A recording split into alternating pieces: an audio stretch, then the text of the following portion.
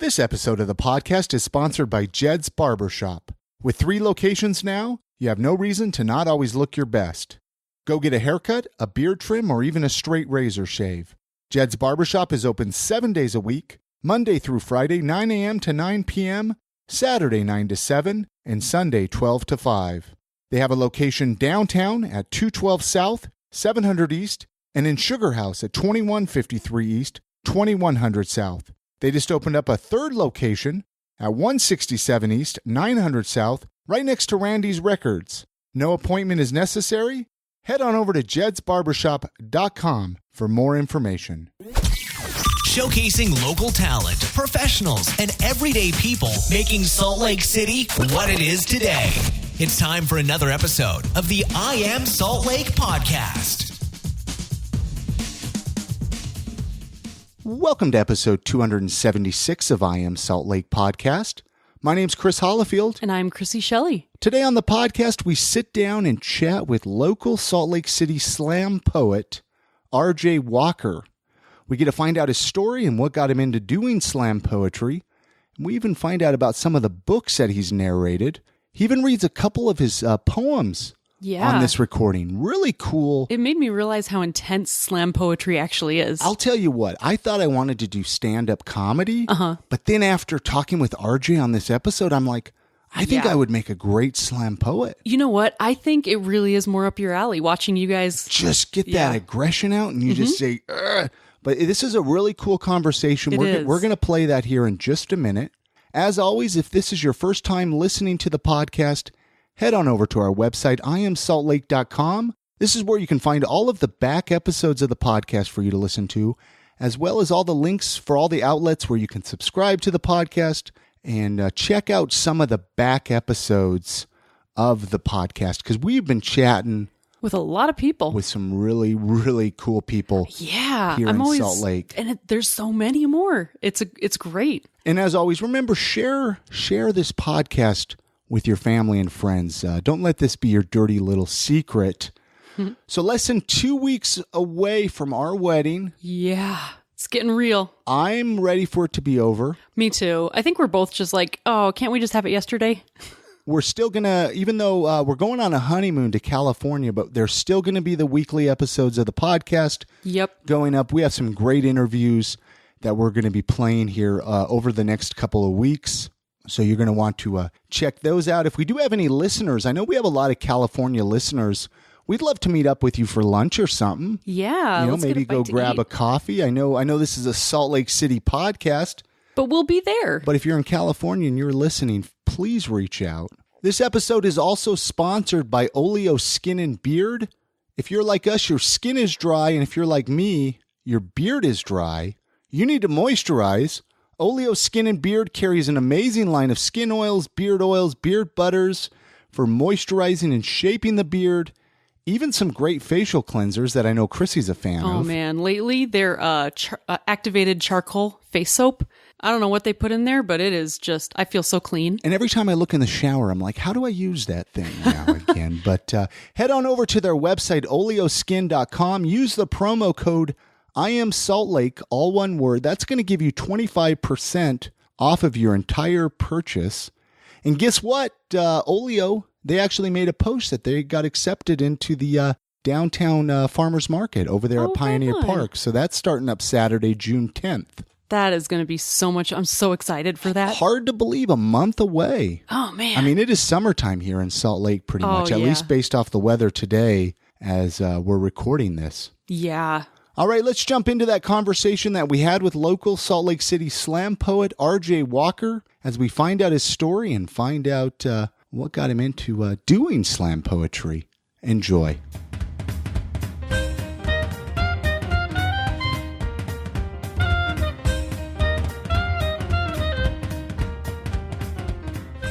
So where's home? Where did you grow up? Where do you like to call home? Right here, Salt Lake City. Right here in Salt Lake City. Did you ever move away at all, or always? Born and raised right here. Still around here. Yep.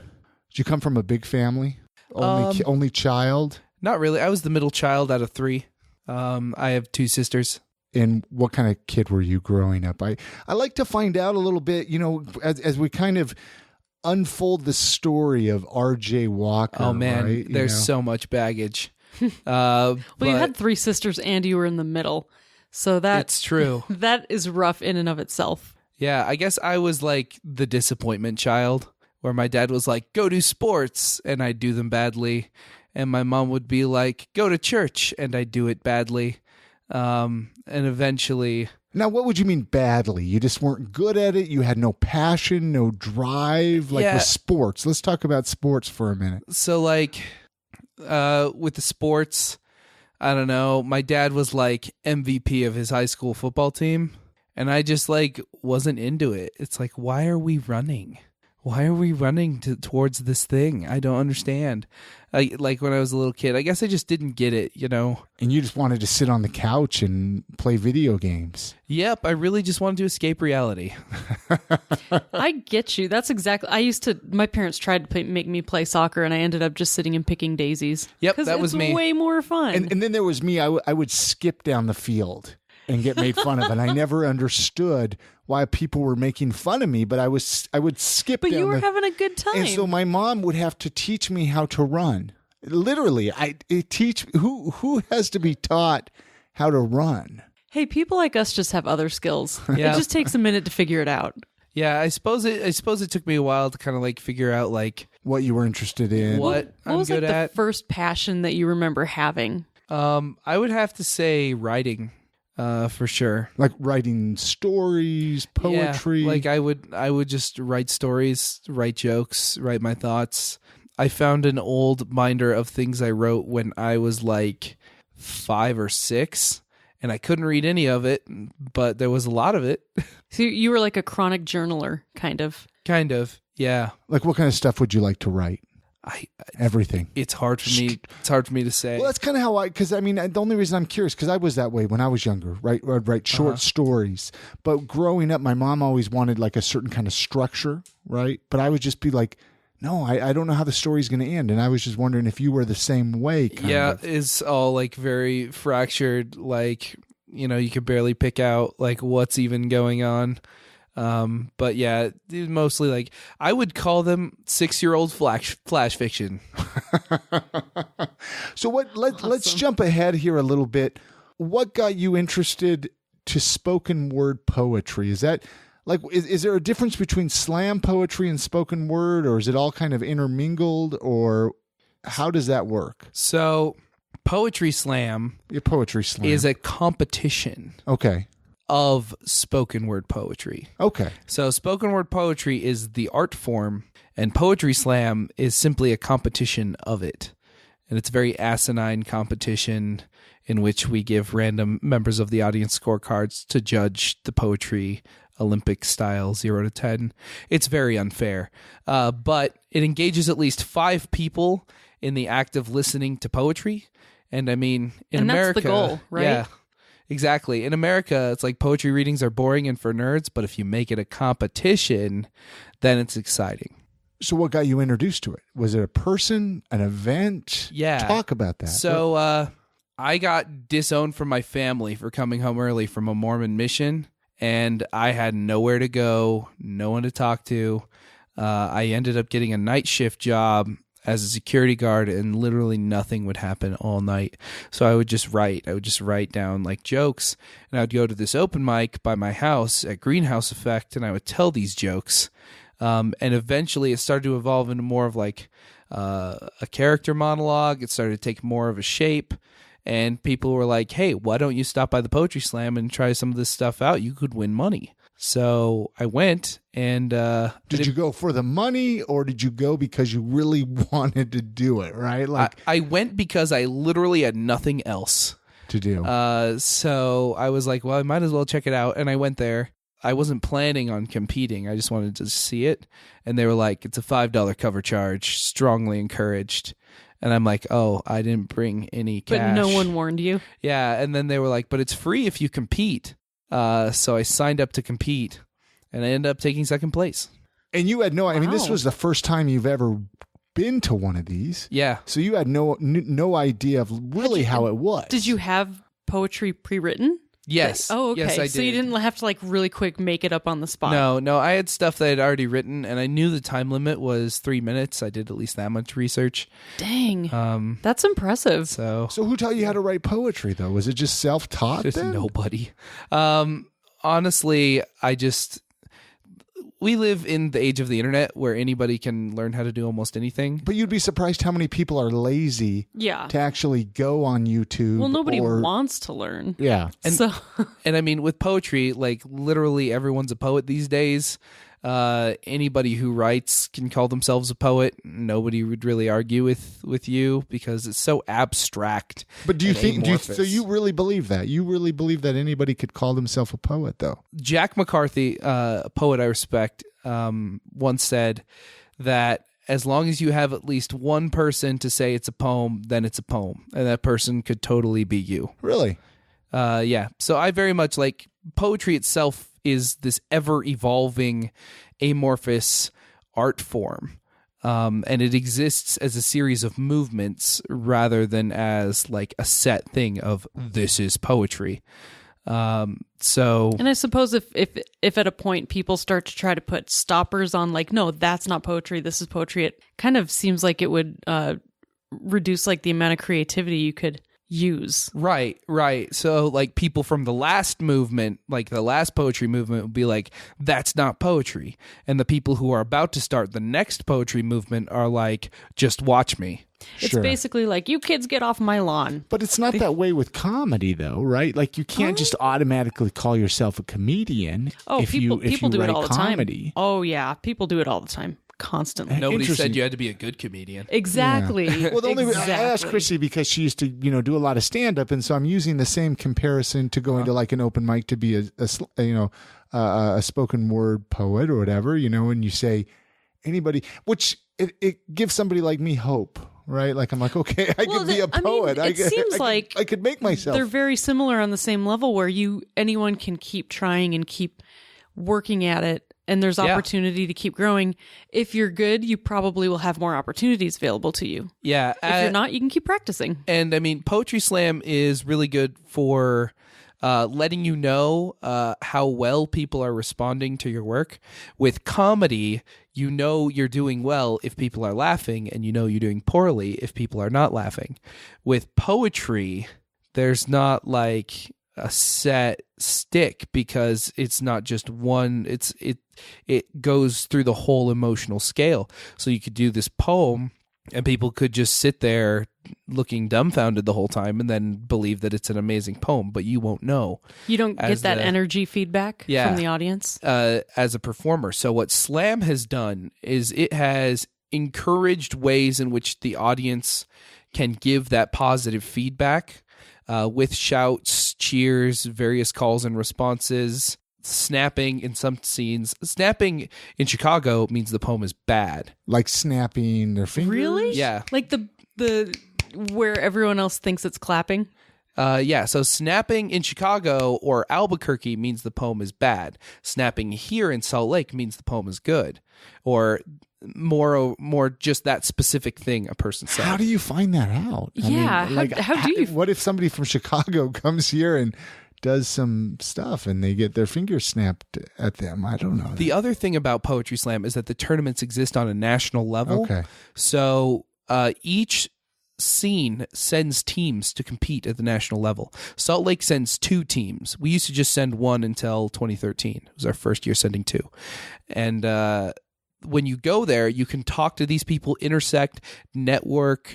If your poems are good and people like you and you do well in these tournaments and you get noticed, then it's pretty easy to know who's in charge where, and you can book yourself a poetry tour just based off the people you met at this tournament. Now a poetry tour, like literally get a tour the country performing your poetry. Yeah, I've done that a couple of times. Really? Some coast to coast. I like doing the Pacific Northwest a lot too. But you probably you're not like rolling in money doing something like that, right? I mean, it's no. Could you make enough to at least pay your gas? Yeah. So, I mean, it depends on how you do it. But I almost always come out with a profit Okay. I would not say that I am rolling in money, but I usually it's come out with a worthwhile. profit. Well, Yeah. was that That's your good. limo out front? I thought that was your limo that dropped you off. Oh, yeah. The limo with like the one red door with the stickers still from the junkyard and the broken headlights. And the So, spare tire. did you mention, I mean, how long have you been doing this? Did you mention that in the beginning, how long you've been doing this whole... No. So I started going to open mics and doing spoken word in around 2010. Okay, so And I started getting serious about Poetry Slam in 2013. I'm just trying to figure out the time frame because, I mean, you seem heavily involved Yeah. in it. And So I'm you've trying been to serious figure for out... about 4 years. Yeah. I'm currently also the slam master of Salt City Slam, meaning I'm in charge of the slam. I run the slam, and I'm the liaison to PSI, which is the national organization that runs the national poetry slams. So you're kind of like the guy to know when people want to get into slams around here. Yeah, and I try to create an environment that like encourages people to like write great things, create great things, and keep the space like healthy for people so that people feel comfortable sharing their most vulnerable work. That has to be really difficult because you do, with poetry, it is more like raw and you're actually opening yourself up, which is probably really scary. It's super scary. And specifically the open mic at Greenhouse Effect, which is where I started, and I host it now. I try to create a space where people are allowed to suck at their art, because that's how you get better. You have to be brave enough to suck, and then you can improve from there. And also like create learning opportunities, like what you said probably isn't okay and people aren't really going to appreciate what you have to say. So let's try to like find out what you're trying to say and like how can we work with that.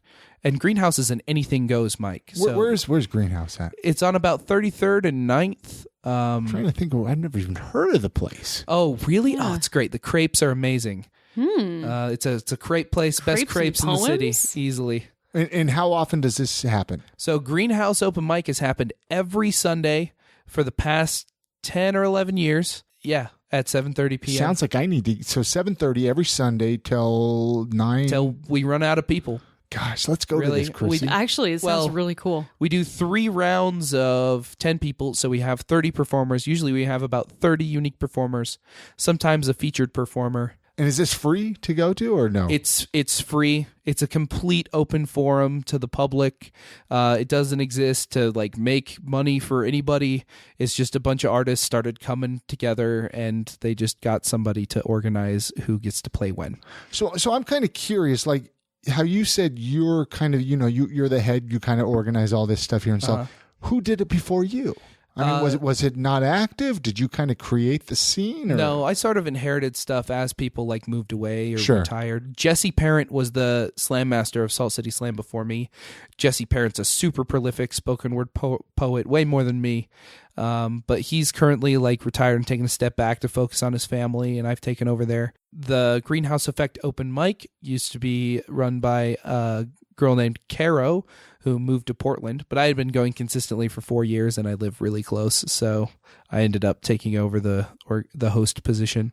You host every week? Every week at Greenhouse, yeah. If I'm Okay. gone, I usually find somebody from the community to act as a backup. Okay, right on. Talk about, you didn't really talk about too much, in my opinion, your first time ever doing it, what that was like for you. Talk about that experience a little bit. Honestly, I was like so insanely like depressed and drained that I didn't give a fuck. So I just went and I told the shitty jokes that I wrote like at my night shift, and people started like laughing. And they weren't great jokes. They made great haiku later, but Do you think it was the ambiance you presented? Like you weren't nervous, you just didn't care. You were just there being yourself. yeah, I think that was it at the end of the day, where like they could tell that I was just there to like read what I had to say and then be done. Yeah. That probably puts other people at ease too, like the audience at ease. Yeah, and Greenhouse is like a super welcoming space. Like you used to do stand up. Yeah. Have you done like the open mic? Oh yeah. Pretty nerve-wracking. Yeah. Yeah, so Greenhouse, I try to like dispel all of that. I try to create the most comfortable space possible to where even if you bomb, a random stranger's going to hug you and tell you that that they appreciated you even being there. That's really awesome because it encourages people to keep trying. Yeah. At Greenhouse, we try to like build people up so that we have like better artists at the grassroots level in Salt Lake City, in our community, because artists benefit our community immensely. So I try to give them a space where they can grow. What's the best advice that you've ever received on how to be more creative? When we look at a poem, specifically there's a poem called The Quiet World. It's really good. When you have your poem or whatever art you're working on, you are in control of that world and you are creating that world. And in that world, you own the rules and you can set it up however you want. You don't have to be the victim in this world. You don't have to be sad in this world. You can be whatever you want, and you can tell whoever you want, however you want to tell them to fuck off or that you love them. So the best advice I ever got was own your own world. I love it. That's actually super great. What would you tell somebody like that wants to, like myself? Let's pretend I wanted to get into this. I wanted to start, getting up and doing some of my spoken word, writing some poetry. What are some things you would tell me to do? Honestly, just do it. Like, listen, not only write, but listen, watch. Button Poetry's YouTube channel is full of excellent poets. Read poetry that you like and explore what you like about it. Watch how people perform, and then write, create, examine what you want to say, and then say it in the most you way possible. And that ends up being a poem. Are you one of those people that writes every day? These days, yeah. I'm running a project called Dollar Compliments where people give me money and I send them compliments in the mail. Really? And Wait, really? Like paper mail? Yeah. No way. So wait, talk about this. This sounds awesome. It does. Okay, so it's my Patreon. If you go to patreon.com/dollar compliments, for $1, I'll write you out a compliment and you'll receive it digitally. For $3 to cover the postage and the materials, I sit down at my typewriter, I type it out on the old school typewriter, I seal it with wax, and I send it to you in the mail. It's just a short little compliment. Like one of them said, "Exit wounds are bigger than entrance wounds, so please never leave us." And that was it. That's your compliment.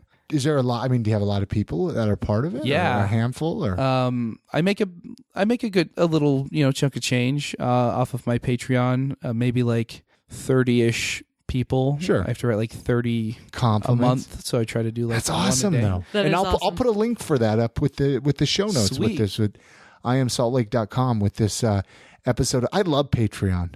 It is such a great way for artists to be able to fund their projects and kind of keep. Yeah. And the like doing different reward levels is also really great. The higher reward level, I'll send you a message in a bottle. Roll up 5 compliments and stick them in a bottle, the cork on it, decorate the bottle, throw it in the ocean and hope then- it gets to them. Yep, send it in the ocean. Do you ever feel like this is interesting because it's like a really good creative writing practice for you at the same time? Oh yeah. It's forcing me to write positively, which is like so hard. Is it hard for you to be able to write positive stuff? Not really, but when it's all you have to write, it tends to get like a little hard to but I want to write about death. But I have to write about how much I like a person. I don't know. That. You kind of want to balance it out with a little bit of negativity every now and then. If I get too negative, I just get too down in the dumps, and then I just want to slit my wrists. And Oh man. I can get too depressed too fast, and I hate being depressed.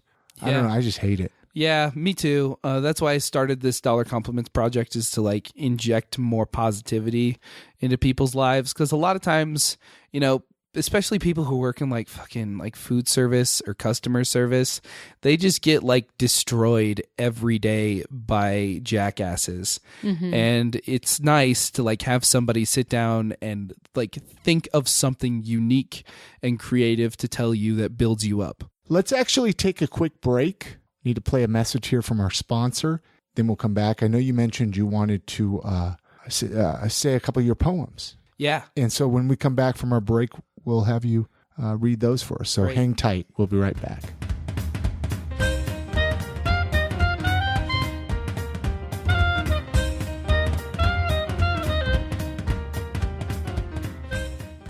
This episode of the podcast is sponsored by Jed's Barbershop. With 3 locations now, you have no reason to not always look your best. Go get a haircut, a beard trim, or even a straight razor shave. Jed's Barbershop is open 7 days a week, Monday through Friday, 9 a.m. to 9 p.m., Saturday 9 to 7, and Sunday 12 to 5. They have a location downtown at 212 South, 700 East, and in Sugar House at 2153 East, 2100 South. They just opened up a 3rd location at 167 East, 900 South, right next to Randy's Records. No appointment is necessary. Head on over to jedsbarbershop.com for more information.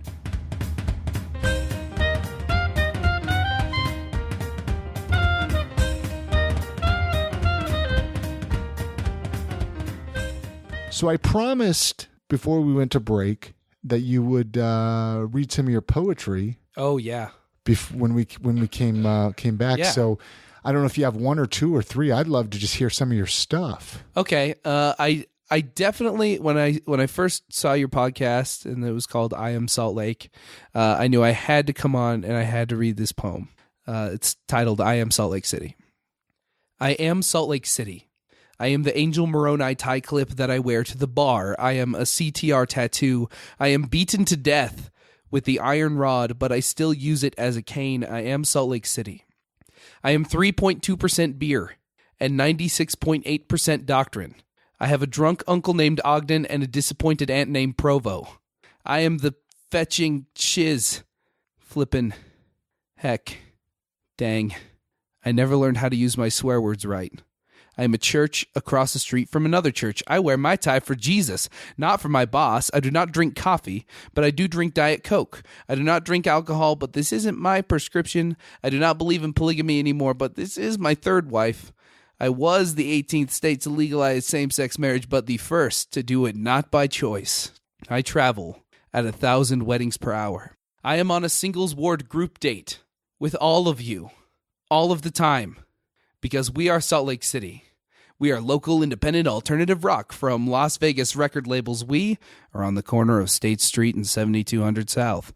Open weekdays till 8, Saturday till 5, closed Sundays. We are Salt Lake City and we are closed on Sundays. We do not believe in hell, just shittier heaven. We are Books of Mormon, not Book of Mormons. We are the tar peeled off of Joseph Smith's skin, where every mother had to bury her children on the trail, where every father who died trying to get here. This is the place because we are the place. We are Salt Lake City and our underwear is more comfortable than yours. We cannot separate church from state because we cannot separate church from people. We are a church that owns a mall. We are the perfect storm of culture and counterculture. We are music and the spoken word. We are the greenhouse effect on Sundays. We are Caro's overflowing heart. We are Salt City Slam on last Mondays. And you are a tent pointed towards the temple. You are secret breakfast on Fast Sunday and pajamas during conference. You are mountains that make big city skyscrapers jealous. You are the Angel Moroni tie clip I wear to remind me where I'm from. I feel like I need to clap right now. I know. That was incredible. That like that resonates. Summed up Salt Lake City. Yeah. Wow. When did you write that? Like, how long ago did you write that? I wrote that in, I believe, 2014. But yeah, it's my Salt Lake poem. It's the poem I do about living here. I don't really do it outside of Salt Lake. And I don't get it. Yeah. It makes sense. I mean, and then you're just the fact that you memorized that. Like, you didn't have to pull out a piece of paper. Oh, yeah. Most of the time, I memorize my work because I put a lot of my physical body into the performance of it. While you're doing your poem, you also, speak body language. Yeah, it's hard to portray something when you're just staring at a paper. Seems like. Yeah, I mean, you can do it. Like, there are ways to do it. I've seen people do it, but I like to write and like choreograph my movements in addition to just. Did you have like a certain thing? I mean, obviously that was about Salt Lake, but do you have a subject or something that you like to write about? That I like to write about. Let's see. I write a lot about mental illness. I write a lot about political issues. I recently wrote a poem about the homeless shelter situation in Salt Lake. I write an immense amount of work involving nerd stuff. I have a forthcoming manuscript from Lawn Gnome Publishing in Phoenix that is exclusively poems about Pokemon. I have an entire chapbook dedicated to the movie Predator. So That's anything and awesome. everything. That is epic. Is that book actually going to be in print? Like, yeah. we'll be able to buy it? Yes. I mean, all my books you can buy from my online store, but So wait, you have books now? yes. Okay. I just make them at home myself. I'm glad you brought that. I had no idea you have books, good to know. RJ. Yeah, I guess it is good to So you gave me a know. link for your website, and it didn't come up. I don't know if you have a different website now, or Yeah, I have a different website now. I operate almost exclusively through Bandcamp. Okay. If you go to rjwalker.bandcamp.com and click on books, it'll take you to all my different books, and you can order, and I'll mail them to you. Like not audiobooks, physical books. Physical books that I just print at home. And How do you find the handmake. time to do all of this? when you don't have a day job, That's handy. and this is your day job, Yeah. you find that you have a lot of time. I do have a part-time acting job at the Mystery Escape Room, but yeah, for like I just take all the time off I need to work on poetry stuff. You brought that up. I want you to read another one of your poems here in just a minute, if that's okay with you, Yeah, Chrissy. absolutely. But you brought up the Mystery Escape Room, Yeah. which I wanted to. I know we've chatted back and forth about it, so I knew you worked there. You did something there. You brought it up, so let's talk about it for a minute. What is? I mean, I've walked by it. It's at the Gateway, right? Yeah, so fun. You're one of the actors in the room with the people? Yeah. So escape rooms are this really fun phenomenon. It's live action puzzle gaming. So if you played games like Portal or Myst, we put you in our puzzle room and you have to solve the various puzzles, riddles, and mysteries in order to escape. And it very much like worked with me, like as an actor. I do voice acting as well. As an actor, I could like create my own character and like help create the scenario of why they're in the puzzle room. And it's a lot of fun. What characters do you play? in the rooms? For one room, I was just the merchant from Resident Evil 4. What are you buying? What are you selling? Ah, I'll buy it at a high price. And so it's just your voice. People don't see you. They do for the beginning part, but for the rest of the room, I'm watching them on camera and coming in over the intercom to like tell them jokes, give them hints if they need it, stop them from killing each other or breaking things. Well, that's good. Have you ever upset any? people. I did one Mystery Escape Room. It was a prison bus, and I remember threatening to punch the actor in the face. Because he was I don't know taunting if you me told me that one, the Chrissy. whole time. I must not have. Well, I did it with a bunch of work colleagues. Well, no, the bus. You were in a bus or something, right? Yeah. It was a mafia prison bus. and- Okay, is this the one in Draper? It is. And he Okay. sat there and he was really good. He kept taunting me so much that I almost got violent. It's a good thing he was locked in a cage. Yeah, this is why they put us over the intercom. Yeah. But yeah, it is kind of Sounds fun. like a horrible job. It is kind of fun to It's impressive, though. You guys are you're really good at keeping people in the moment. it is kind of fun to like, make fun of people sometimes. Like, how many of this item are there? They ask. And then I say, as many of them as there are, as a response. Yeah. And then you just frustrate them, and then they want to win and get out. Yeah, but I mean, I do like help them. I try to keep them from getting frustrated and try to keep them like entertained, and like, make jokes. So give a little plug for the address. Do you know the address off the top of your head? 130 South Rio Grande. And is it just open all the time? Can people just show up whenever? Like if Chrissy and I wanted to show up one time. It's open Monday through Saturday, and it's best to book in advance at mysteryescaperoom.com. Okay, so you got to book it. Yeah, but you can just like show up and book in the store just for the next room. If it's just like the two of you, they'll put you in a room with random strangers, or just like a group of two and a group of two and a group of two, and you all go in together. Okay. And our data shows that random strangers get out 40% of the time. Family and friends only get out 20% of the time. And coworkers only get out 8% of the time. Really? Yeah, in comparison. It's pretty interesting. That's interesting. And as such, we with our data, we focus on the corporate sphere a lot, and we bring work groups in to try and see why coworkers are so inefficient at working in a team. And we provide like team building coaching and stuff like that. Is that why your work That's did cool. it, Chrissy?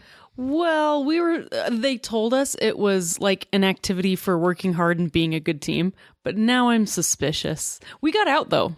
Really? Yeah. How long did it take We you, had like a bunch of incredibly brilliant programmers, and they did a lot of the hard work.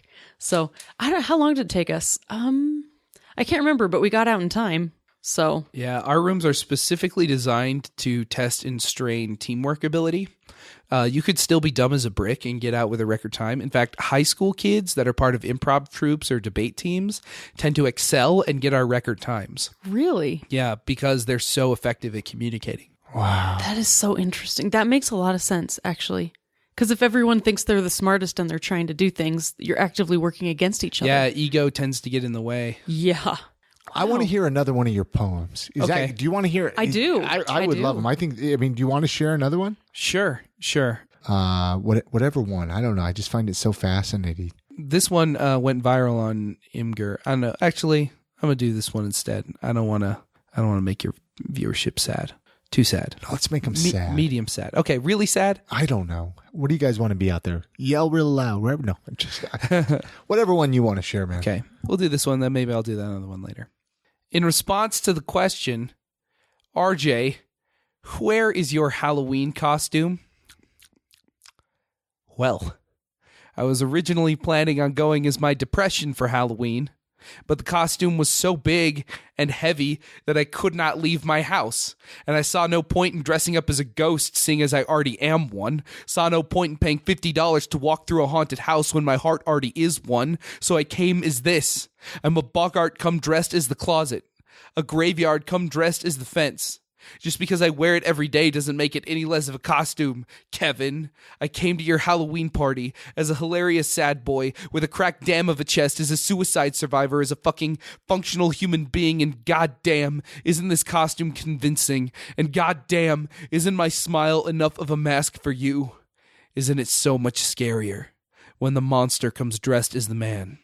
This has really made me want I just don't have to words. do this, Chris. I think I could do this. You could. You would. You guys. I love just that dramatic, and I got so many demons inside of me that just need to come out, I feel like. Well, and that's what it resonates so much with those of us who have like depression. That's so powerful. How do you? I mean, is that hard for you to write things that are so intense? Does it ever overwhelm you? I mean, yes. A lot of poetry slam is like getting like emotionally like distraught, and then like taking back like what was taken from you as a person with mental illness, or even like people with color who have experienced racism, people who are gay who've experienced homophobia, that kind of thing.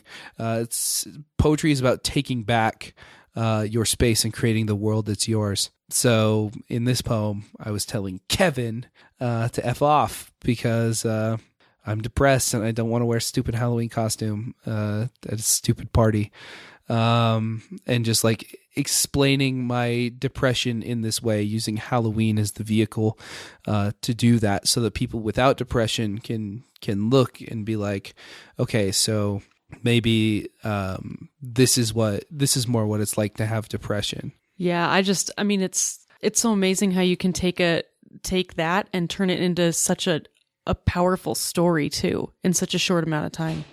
Yeah, I think that's why I like haiku the most of any of the poetry forms, is because you have to say a lot in as few syllables as possible. When you were coming in here, you mentioned you're an audiobook narrator. Yeah.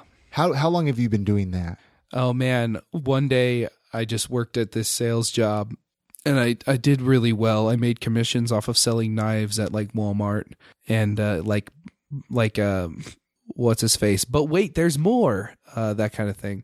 And eventually I was just like, I don't want to do this anymore. I don't want to be in fucking Walmart selling these fucking knives. So I was like, that's it. Voice actor or bust. Voice actor, professional artist or bust. Sink or swim. And then I just like went into it. And yeah, it requires a lot of hustle, and I don't have a lot of free time because I've got to like self-motivate and do everything myself and be my own boss. It's like being an entrepreneur, but the product you're selling is yourself. So yeah, you've got to be both an artisan and an entrepreneur at the same time. And it's rough. But And so how long have you been doing this? Did you mention? Yeah. So like I've been doing 100% full-time artistry since 2015. Okay. So for a minute, I mean, how many audiobooks have you done then? Oh man, A lot? I would not recommend you check out a lot of my earlier ones. You gotta get better somehow. But yeah, I mean, I had to like establish myself, right? I don't know if I could count all the books that I've done. A couple dozen, 30, 40? Couple dozen, maybe. Yeah, 30 or 40. I'm working on a series of mermaid romance novels, and the first one is out. It's like Twilight, but with mermaids. No and way. Selkies.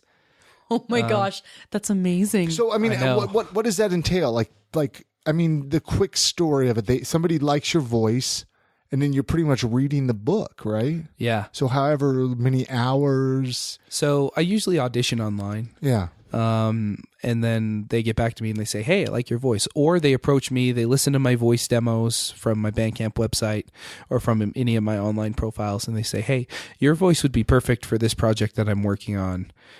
With the mermaid novel, what specifically attracted that author to me was that I said I could find another female actor to read the female part. So there's two of us. She reads all the feminine dialogue and I all the masculine dialogue. And all the chapters are like POV, like either the lead woman or the lead man, the sexy merman. Now, obviously, I don't want to give, I mean, I'm sure there's some insider secrets here, right? To be an audiobook narrator. I mean, yeah. But what would you recommend to somebody? Like, what would you tell them to do? A piece of advice. I would recommend listening to audiobooks. There are certain narrators that are incredible. Roy Dotrice, who did Game of Thrones, currently holds the record for most unique character voices done in any production. So the more character voices you could do, the more chances you have of being an audiobook. Well, I mean, yes and no. It's your genre, Yeah. Because you listen to a lot I of listen audio. to so many audiobooks. So most of these books are on Audible that you do, right? Uh-huh. Like Wheel of Time, I enjoyed that. And then I realized I've just listened to another book and I recognized the woman from the Wheel of Time series. I haven't ever heard her do anything else. And it was like, it's exciting when you recognize a voice actor, when you listen Yeah. to another book. Do you find yourself sucks you in. following voice actors, Chrissy? Yeah, I actually, I do prefer certain voice actors because Really? I get so attached to the way that they tell the story. Who's the guy that does Harry Potter? Dale something. Oh man, Dale something. Oh, he's so great. Dale something Like, is so good. Dale something's the best. I would listen to anything he narrated simply because I've fallen in love with the way that he speaks. But it took a minute for me to even get on board. Sometimes you have to adapt and then you start to learn to love that voice. My favorite narrator is Peter Kenny, who did the Witcher novels. Mostly because he is an expert at accent and dialect work, and also an expert at like exploring the gender spectrum with his voice. Like he can do like hyper masculine characters, hyper feminine characters, and like anywhere in between, just absolutely excellently. And so I've studied his work a lot and listened to like all his like projects. That's I really cool. want to narrate. I want to do an audiobook. I've been wanting to for a minute. You but should listen to I really need to do this. You got the voice for it. Well, do. people say I sound like Tom Hanks sometimes, so I feel like maybe I could do Tom Hanks. Actually, now that you say that, I'm hearing books, it. I'm hearing right? it. Like maybe his biography or his Hey. autobiography when he passes on. Can Tom, I just I'm sorry. can I vent about the Dune audiobook because I did listen to it because I don't have time to read anymore. Let's vent. They had female and male actors, but they were not consistent about who spoke when. So in one chapter, it will be one of the male actors will do all the voices. And in the next chapter, the female will do some of the female parts, but not all of them. That's weird. It was messed up. It really threw me off. So but- like a big part of doing an audiobook production is consistency. It all has to sound consistent. like, 'cause the microphone has to be in the same spot it was when you left off. You've got to make sure you're consistent with the voices of each character. You're consistent with your volume levels and like how everything is mastered. because otherwise people are going to get like real thrown off and like real irritated. They're going to be like, what's wrong? Even when they pick up on the slightest detail. Oh, yeah. Sure. Or you lose track of what character is speaking if different actors are constantly doing the voices of one character. Yeah. That's insane. That's why with the Mermaid book, Karen Hooper, who wrote it, was really excited that I could bring another actor into my studio and we could record simultaneously. Because I've also done books where I've read all the male chapters, somebody else reads all the female chapters, but Then they put them together. Yeah, and then they just like cut the chapters together without making like the man read the male dialogue, so the male dialogue is consistent, and I mean, some people don't like that because of the lack of consistency. There's actually a lot to that. I mean, it's like it's an art form. Yeah, and it can be really rough sometimes, especially when it comes to doing accents. You really don't want to like stereotype people because you could end up offending part of the audience that is the world. So like, have you ever thought about how to do like a Japanese dialect versus like a Cantonese accent? I have to like go and I have to watch videos of how Japanese people learn English so that I could understand why they talk in English the way that they do and be both accurate and respectful of the way they talk. Interesting. Wow, that would be so tricky. So, I mean, is that how you learned how to do all this audiobook stuff, is just like YouTube and stuff like that, or self-taught? Like to even, I mean, a lot of people don't even know where to start. So in order to be a good voice actor, you've got to be a good actor in the first place. I did some acting in school, but like joining improv troupes or just like people who want to just mess around and do improv, or even playing D&D and like actually like playing your character, like voice and everything. Just forcing yourself into characters. Just constantly force yourself into character situations. A lot of my poems have like a silly character sometimes, and it allows me to like put on this like mask like vocally and explore that character in the way they talk. But definitely like studying, on my own, like linguistics and dialect is super important. I could imagine. Oh, yeah. Where do you see all this taking you? I mean, the audiobook narration, the spoken word, where do you see all this taking you, say, in the next 5 years? Okay. End goal, I'd like to be a consistent voice actor for either animation or video game productions. But with the spoken word poetry, it's less about where I want to be with my poems and more about what my poems do for other people. Yeah. Like I want people to hear my poems and like understand the message and like internalize it and have it shift their perspective. Other hobbies and interests. I always like to find out a little bit more about people we bring on. I mean, obviously we found out about your childhood in the beginning, then we talked about your spoken word, slam poetry. What else do you do? Do you enjoy doing? I am an avid gamer. I play so many games, especially indie games. I also watch tons of anime. I watched Your Name while I was doing my thing in Chicago a little while ago, like twice. It was so good. And I also collect VHSs like you. Do you have like a VHS that you're in search of that you can't find? So, for a long time, I was in search of The Neverending Story, and I didn't think it would be that hard to find. Ooh, but I did end epic. up finding it at the DI. High five! So happy. That's a winner. If you could learn one random skill, what would you like to learn? Let's see, one random skill. I would like to learn how to draw. Really? Yep. Do you have any skills of drawing, or is Zero. it like stick figures, if In even fact, that? I have a developmental disorder called dysgraphia. It's like dyslexia, but for handwriting. Sometimes I'll write letters upside down, like backwards. Like my pen doesn't always want to go where my brain is telling it to. And because of that, I've always been like so terrible at drawing. Have you ever thought that maybe that in and of itself would make for very interesting art?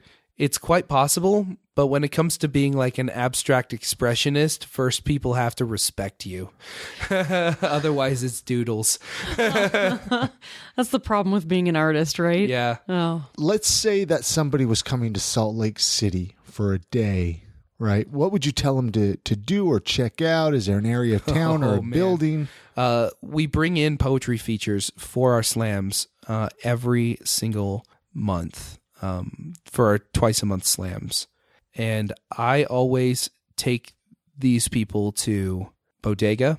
That's the bar I take them to. Excellent bar, by the way. Yeah. Then I always take them to Gilgal Gardens if they're interested in like learning about like Mormon art. I take them to Temple Square to speak to Space Jesus, our Lord and Savior, with his laser eyes and plasma cannon. I take them to Eborn Books, and I show them the book mural that's behind Eborn Books, where Weller's used to be downtown. There's a place up in the canyon called up by Brighton called Silver Lake. That's where I like to go and write because it's quiet, except for on like Mondays because family home evening, and Sundays because it's free, and that's where all the Mormons go when it's free. So you gotta go money. at downtimes. Yeah, to enjoy the so I quiet. go at times other than that, and I usually bring people up there to like, hey, this is literally like a 20-minute drive from Salt Lake City, and you're in some of the most beautiful nature you've ever seen in your life. So. Any favorite local eating spots? Any? I know you mentioned Bodega. It's more bar, I guess. But Yeah. any other places you enjoy? I fucking love Even Stevens so much. Like so much. Did you listen to the interview we did with Chef Brandon Price? I did. Oh man, I love it. Yeah. So good.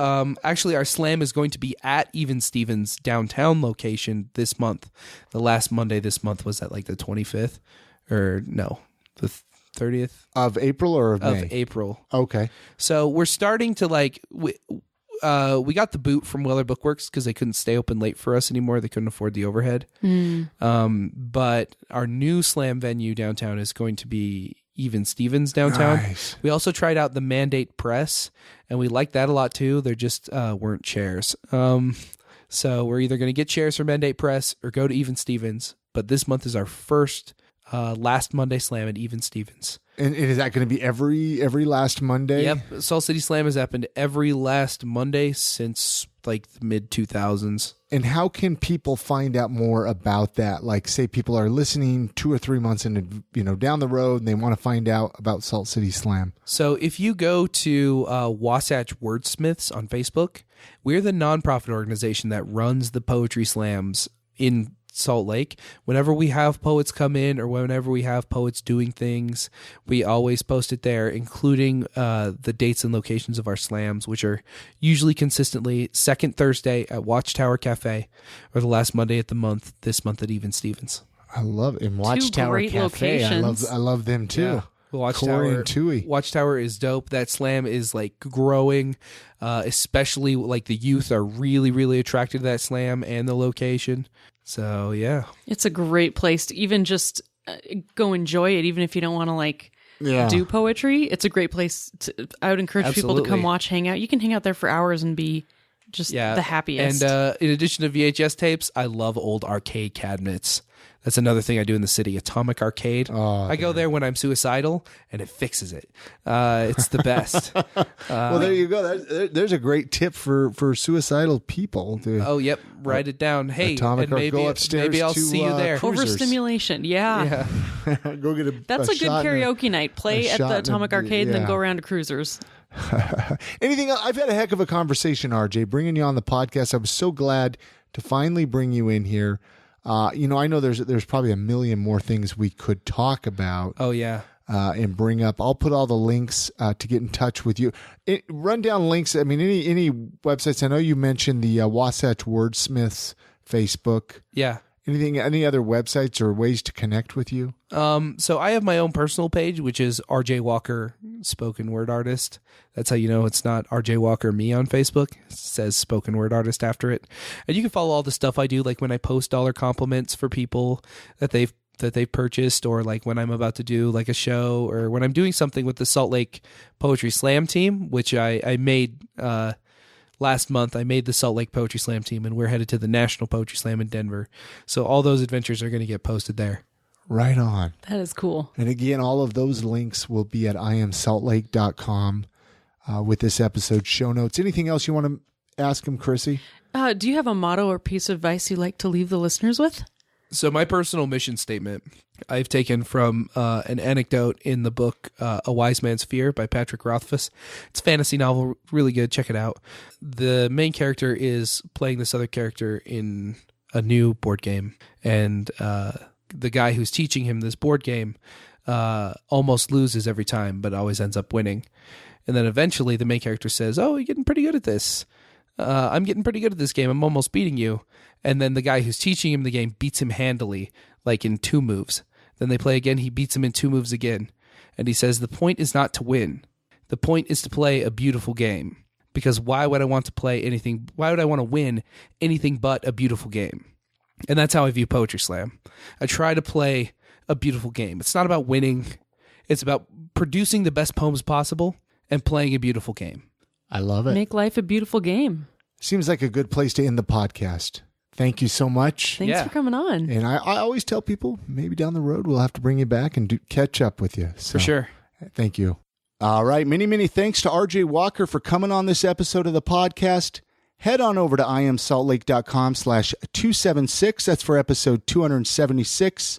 All the links to connect with him and find out about all of his projects are going to be right there online.